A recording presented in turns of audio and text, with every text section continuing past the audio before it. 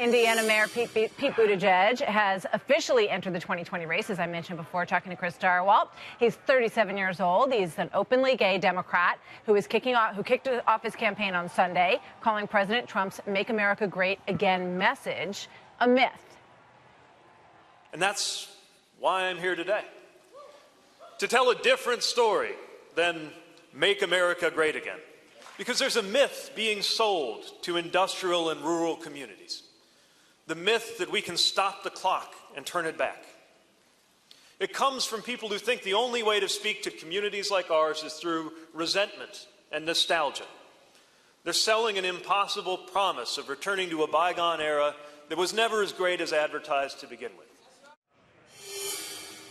Here now, Lara Trump, senior advisor to President Trump's re-election campaign. Lara, good to see you tonight. Thanks for being here. Absolutely.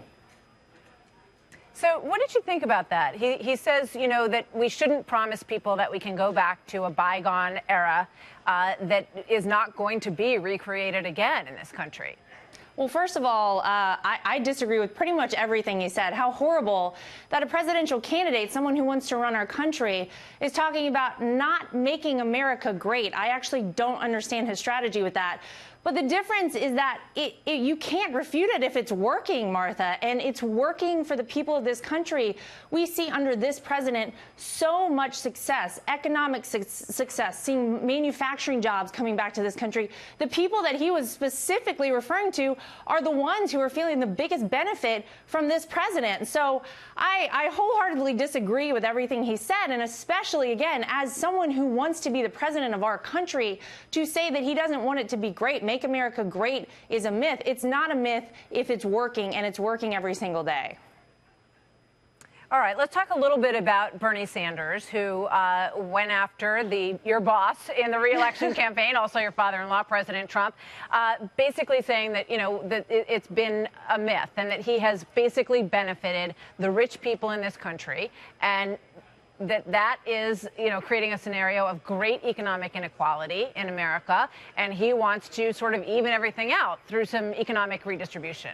Well, we are here April 15th, tax day, and people are seeing on average across this country that they're saving around $1,200 a piece thanks to the Tax Cuts and Jobs Act that this president passed. 2.7 million new jobs created last year. The economic benefit that this president has given to the people is being felt everywhere. And so for someone like Bernie Sanders to come in and say that he doesn't agree with that or that he wants to reverse it, it doesn't make a whole lot of sense to me, because what is it that he and all of these other candidates in 2020 are running on when you have a country that is doing as well as the United States is doing under this president?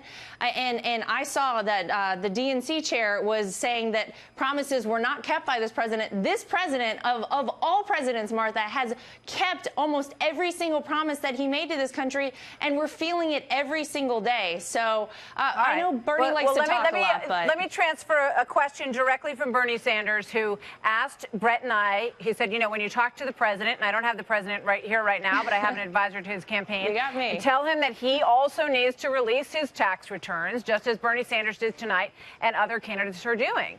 Oh, my gosh. We're back to the tax returns. So there is no law that says that a candidate has to release their tax returns. This is just something that has happened over the course of many years in this country, and it's kind of become a standard practice. But Donald Trump said in 2016 he was under audit. He legally, his counsel told him he could not release his tax returns. They advised him against it.